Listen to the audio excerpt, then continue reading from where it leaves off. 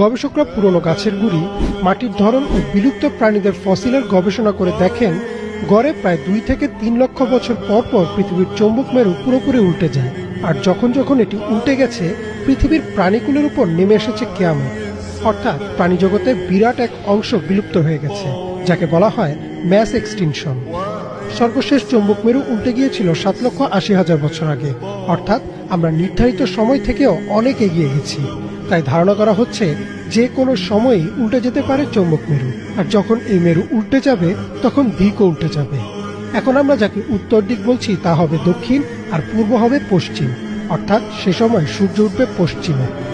হঠাৎ একদিন সকালবেলা সূর্য পশ্চিম দিক থেকে উঠে যাবে এবং একটা লোকমা মুখে তোলার জন্য মানুষ মুখে নিবে, মুখে তুলতে পারবে না, তার আগে কিয়ামত হয়ে যাবে।